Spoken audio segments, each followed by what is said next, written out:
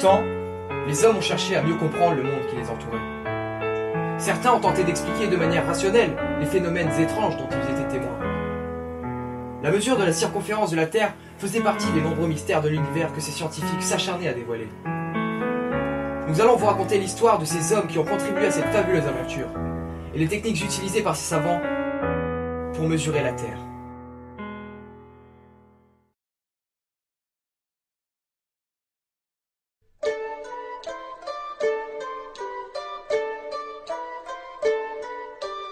Alexandrie, 3e siècle avant notre ère. Cet homme que nous voyons en plein travail s'appelle Ératosthène. Et le voilà sur le point de mesurer la circonférence de la Terre. Eh oui, rien que ça. Mais comment cela est-il possible, alors qu'Ératosthène n'a jamais voyagé plus loin que la Méditerranée? Tout commence en 245 avant Jésus-Christ. À l'époque, Ératosthène est déjà célèbre pour ses observations astronomiques et ses démonstrations mathématiques. Sur la demande du pharaon Ptolémée III, qui souhaite lui confier l'éducation de son fils, il s'installe à Alexandrie, où il est nommé conservateur de la grande bibliothèque.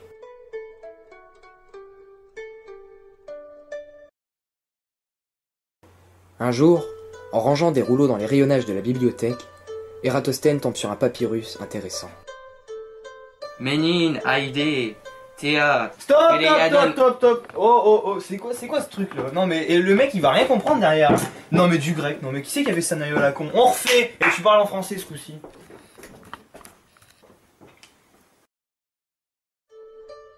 Un jour, en rangeant des rouleaux dans les rayonnages de la bibliothèque, Ératosthène tombe sur un papyrus intéressant. Curieux. L'auteur de ce manuscrit indique que dans la ville de Sienne, le jour du solstice d'été, à midi, le soleil se reflète exactement au fond d'un puits. Il me faut répéter cette expérience d'Alexandrie. Demain est le jour du solstice d'été. J'observerai l'ombre d'un obélisque, et s'il y en a une, je la mesurerai. Voyons voir. 6 coudées et un pigon. Il y a donc une différence entre l'ombre du soleil à Sienne et Alexandrie. Il me faut analyser ces résultats afin de comprendre ce phénomène.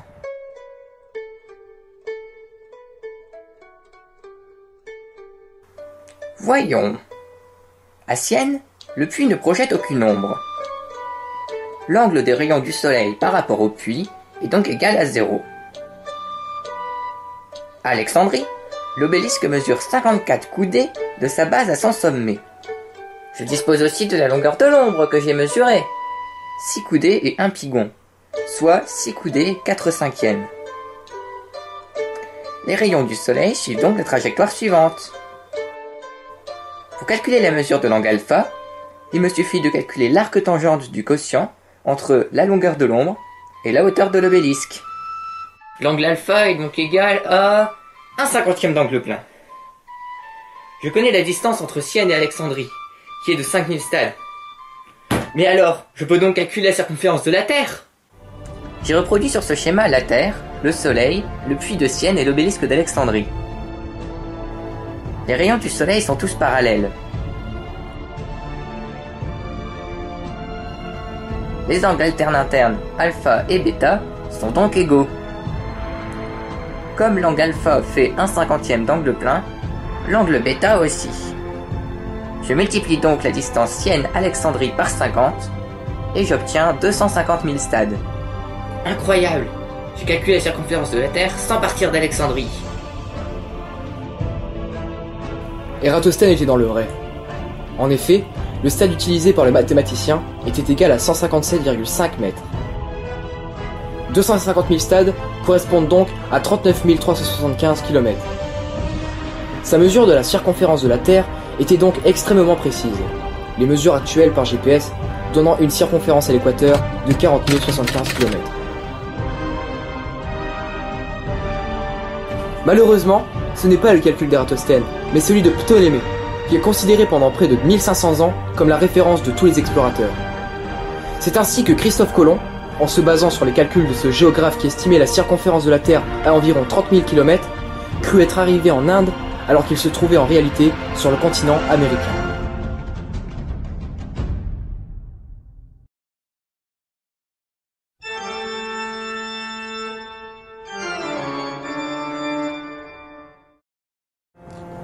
Avez-vous prévenu la couronne d'Espagne de votre arrivée? Tout à fait, très cher. Toutes les dispositions ont été prises.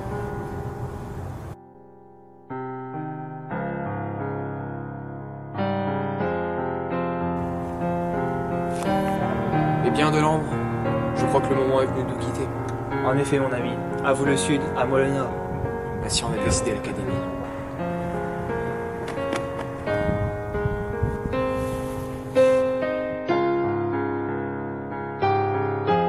Paris, 24 juin 1792. Ces deux hommes s'appellent Delambre et Méchain, et ils s'apprêtent à entamer la plus longue mesure géodésique jamais entreprise, dont le but est de définir une unité qui nous semble désormais à tous naturelle. Le mètre.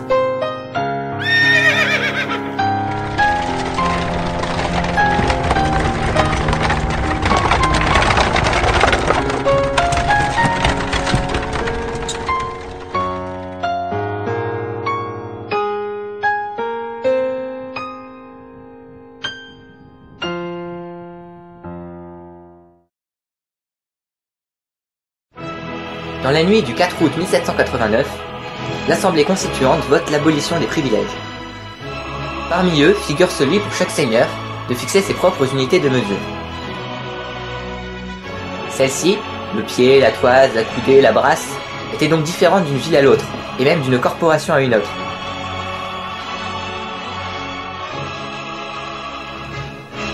Il devient donc nécessaire de définir une nouvelle unité de longueur universelle. En 1792, l'Académie des sciences réunit une commission des poids et mesures.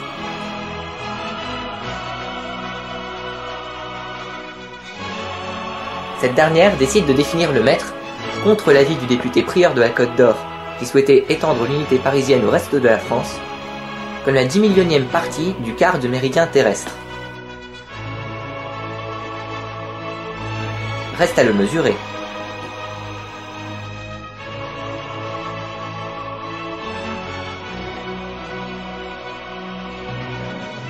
L'Académie confie donc à deux astronomes, Jean-Baptiste Delambre et Pierre Méchain, la lourde tâche de mesurer un arc de méridien de Dunkerque à Barcelone.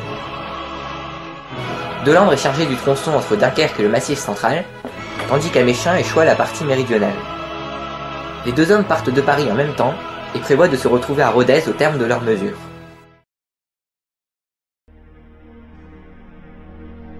Delambre commence ses mesures dans le nord de la France. Il utilise le cercle répétiteur de Borda, une invention récente qui permet de mesurer des angles à la seconde d'arc près. La technique utilisée par Delambre et Méchain est la triangulation, connue depuis l'Antiquité, mais perfectionnée au XVIIe siècle. Le méridien est en fait découpé en une suite de triangles, dont les sommets sont des points élevés remarquables, tels des clochers ou des pics rocheux. Tous les angles de tous les triangles sont ensuite mesurés.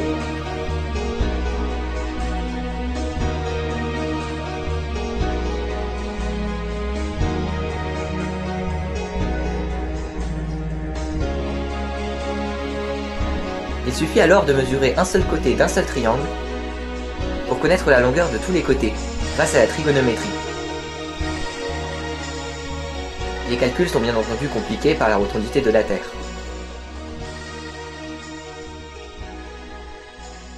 Mais les deux astronomes doivent faire face à des difficultés d'un autre ordre. Dès septembre 1792, Delambre est arrêté par les sans-culottes, soupçonné d'être un espion royaliste. Messieurs, c'est une regrettable erreur que vous commettez là. En effet, les signaux utilisés par le savant sont blancs, couleur de la monarchie. Voici le mandat de l'Académie des sciences, signé de la main du roi, qui nous autorise, mes assistants et moi, à effectuer des mesures géodésiques sur le territoire de la nation. Ce document n'a qu'une valeur. Celui que t'appelles roi a été relevé de ses fonctions depuis qu'il a abusé de la confiance de la nation en tentant de fuir vers Montmédy. Heureusement, le traître a été reconnu à Varennes et ramené à Paris, où on s'apprête à décider de son sort. Quant à toi, l'ennemi de la nation, Arrêtez! Je soutiens la révolution et désapprouve la conduite du roi. Je ne fais que m'acquitter de la tâche qui m'a été confiée, celle de déterminer une unité de mesure universelle. Une unité de mesure universelle, dis-tu? Je vais vous expliquer. Regarde, la triangulation est une science toute simple. Nous pouvons voir par exemple le signe. Après avoir expliqué longuement la raison de ces mesures, Delambre est relâché et peut continuer ses relevés.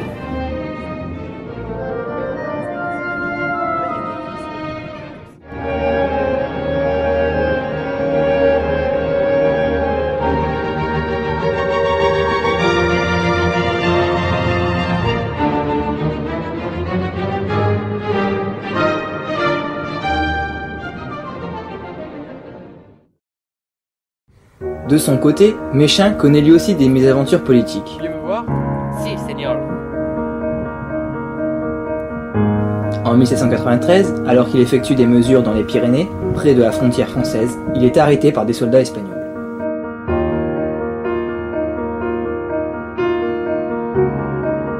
En effet, au mois de juillet, la France est entrée en guerre contre l'Espagne. C'est la guerre du Roussillon.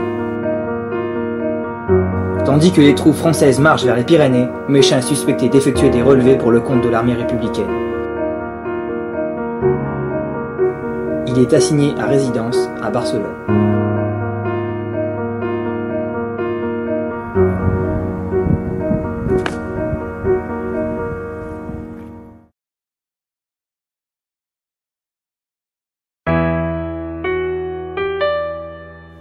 Le savant profite de ce contretemps pour effectuer plusieurs mesures depuis l'auberge où il loge.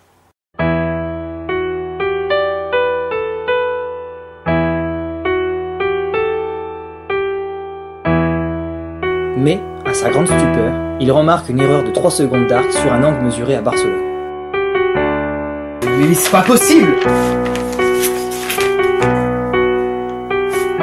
Comment ai-je pu faire pareille erreur? Alors qu'il est, les résultats sont déjà à Paris. Et je m'aperçois qu'ils sont faux. Et l'espagnol m'empêche de sortir. Je suis perdu. Que vais-je faire? Que vais-je faire? Méchain est désespéré.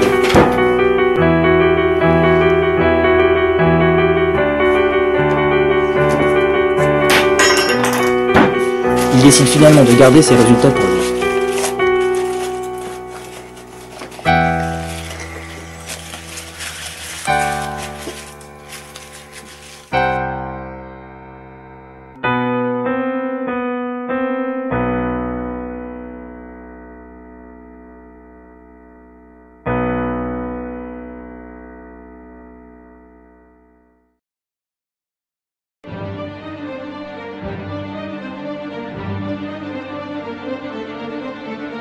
Pendant ce temps, à Paris, le député prieur de la Côte d'Or, qui s'était opposé à Delambre et Méchain, est devenu un homme influent, proche de Robespierre.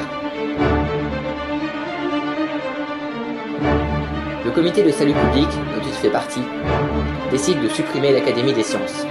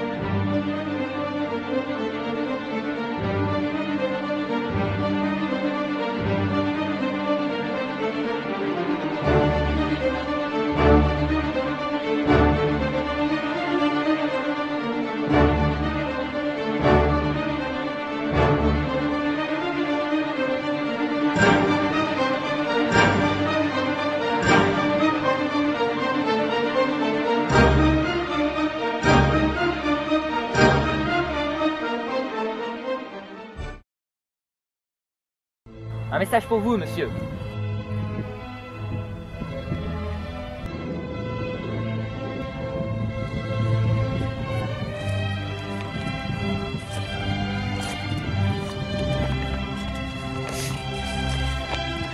Le comité de salut public informe monsieur Jean-Baptiste Joseph Delambre de son exclusion de la commission des poids et mesures, de même que monsieur Lavoisier Bordeuil Laplace. En effet, le comité estime que leurs fonctions ne peuvent être déléguées qu'à des hommes dignes de confiance par leur vertu républicaine et pour leur haine des rois. Le comité prie donc monsieur Delambre de suspendre ses travaux jusqu'à nouvel ordre. Prieur de la Côte d'Or. Puisqu'il le faut, j'attendrai.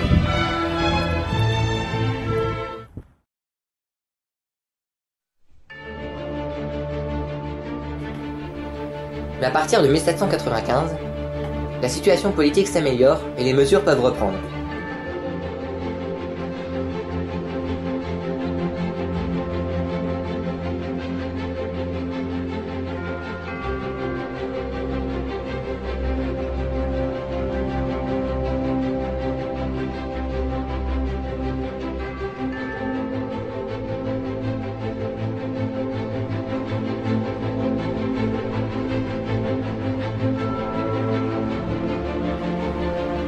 Les travaux avancent vite, et bientôt tous les angles sont mesurés.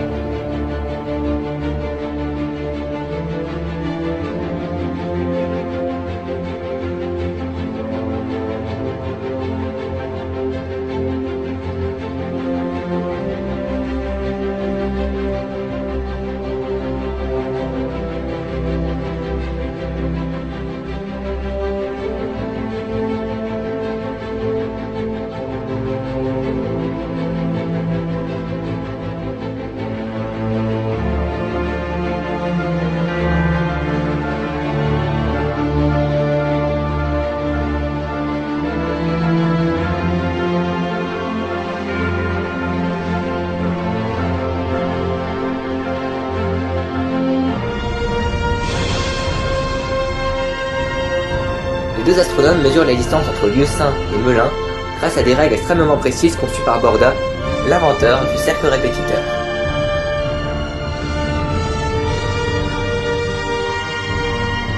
Pour déterminer la longueur du méridien, il suffit alors de connaître une seule longueur.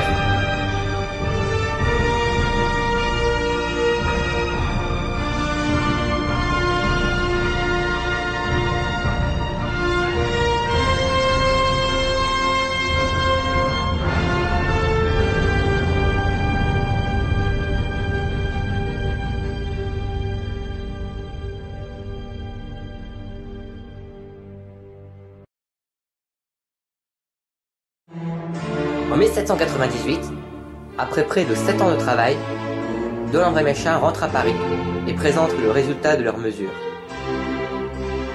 Le mètre est défini comme 3 pieds, 11,296 lignes de la toise du Pérou.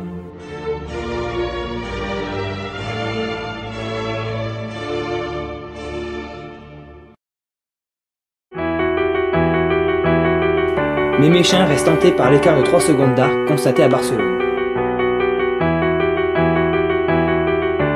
Il retourne en Espagne en 1803 et réitère ses mesures.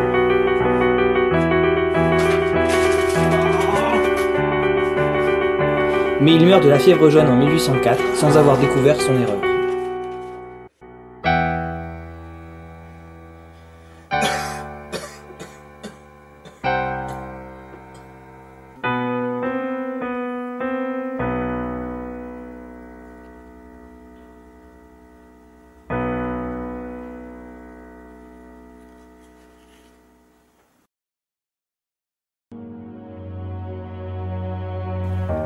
La mesure du mètre est donc marquée d'une erreur qui se répercute encore aujourd'hui. D'après les mesures actuelles par GPS, le méridien mesuré par Delambre et Méchain mesure 10 290 mètres. Le mètre défini par les deux astronomes est donc trop court de 0,2 mm par rapport à sa définition originelle. Il n'empêche que cette mesure constitue un véritable exploit avec les moyens dont disposaient ces deux savants, pris dans les remous de la Révolution.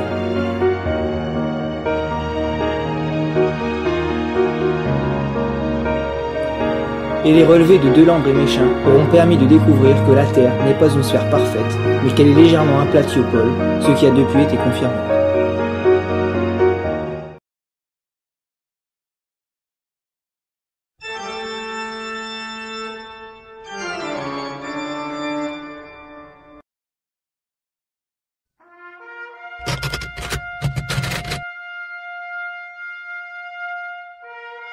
Monsieur le secrétaire à la défense des États-Unis d'Amérique, J.R. Schlesinger.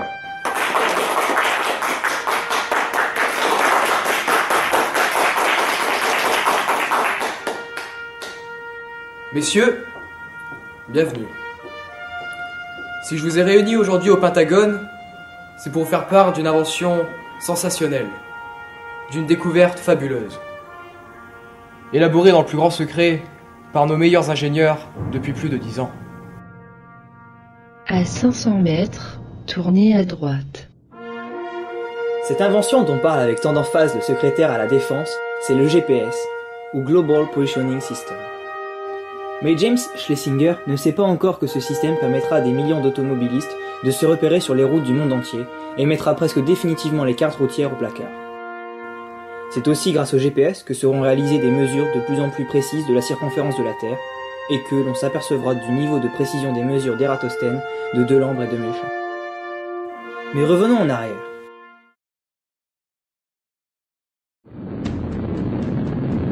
Le 4 octobre 1957, l'URSS envoie le premier satellite artificiel dans l'espace, Sputnik 1. Cet événement marque le début de la conquête spatiale. En cette période de guerre froide, les États-Unis ne peuvent se permettre de prendre du retard sur leur ennemi et lancent aussi un vaste programme spatial qui aboutira au premier pas sur la Lune en 1969. That's one small step for man, one giant leap for mankind. Au début des années 1960, sous l'impulsion du président Dwight Eisenhower, le département de la Défense lance un projet de système de géolocalisation destiné à l'armée américaine. Son développement est confié à 3 ingénieurs militaires, Roger Easton, Bradford Parkinson et Ivan Getty. En 1973, les 3 savants sont invités au Pentagone afin de présenter le résultat de leur longue recherche. Bien. Je laisse maintenant la parole à messieurs Easton, Parkinson et Gettings qui vont nous expliquer le fonctionnement de leur invention. Messieurs.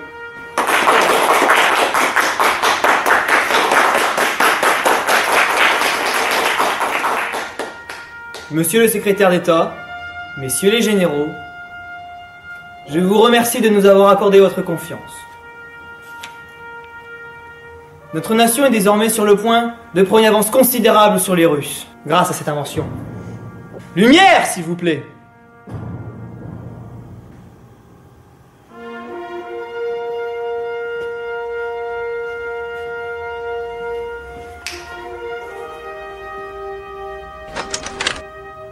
Je vous présente le Defense Navigation Satellite System. Un système révolutionnaire de géolocalisation par satellite, destiné à faciliter les déplacements de notre armée, aussi bien sur terre que sur mer. Suivante. Nous allons mettre en place un réseau de satellites en orbite autour de la Terre. Chacun de ces satellites embarque une horloge atomique extrêmement précise. Suivante. Ces satellites envoient en permanence un signal qui leur est propre, sous forme d'ondes électromagnétiques. Celui-ci contient l'heure exacte et la position du satellite. Suivante.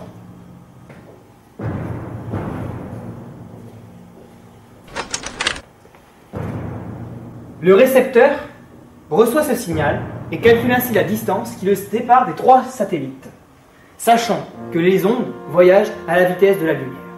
À l'aide de ces données, le récepteur en déduit donc sa position. Prodigieux! Mais comment cela est possible? Je vais vous montrer. Suivante. En fait, grâce à ces données, plusieurs sphères dont les satellites sont les centres sont ainsi définies. Je vous passe toutes les équations et tous les calculs nécessaires, mais toujours est-il que le récepteur se trouve à l'intersection de ces 3 sphères, exactement ici. Il suffit donc de 3 satellites, même si d'autres permettent une plus grande précision. C'est pourquoi la répartition des satellites en orbite autour de la Terre a été calculée pour que 5 satellites gravitent en permanence au-dessus de notre tête.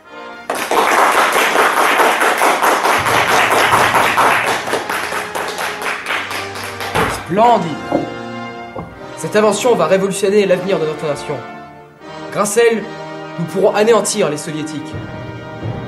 En effet, monsieur le secrétaire. De plus, nous avons aussi pensé à de nombreuses applications dans le domaine civil, comme notamment... Il n'est pas question que ce système soit à la disposition des civils. Imaginez un peu si monsieur Tout-le-Monde avait accès à la géolocalisation. Comment notre nation pourrait-elle alors rivaliser avec les Russes quand elle ne peut même pas contrôler ses propres citoyens?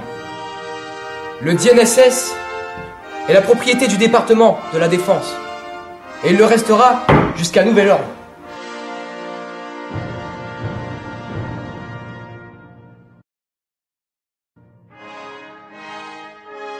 Les premiers satellites du programme GNSS, renommés Navstar pour Navigation System Using Timing and Ranging, sont lancés dès 1978.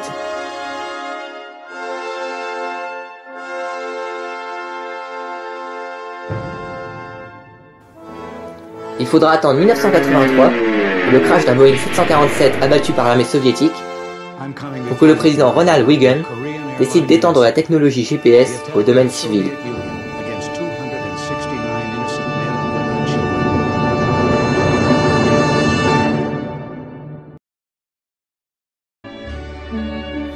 Ainsi Eratosthène, Jean-Baptiste Delandre, Pierre Méchain, Roger Easton, Ivan Getting ou Bradford Parkinson, tous ces savants, que ce soit pour des raisons politiques ou par simple curiosité scientifique, tous, en mesurant la Terre, ont contribué à approfondir nos connaissances sur notre planète. Désormais, grâce au GPS, nous en connaissons précisément la circonférence, 40 075,02 km.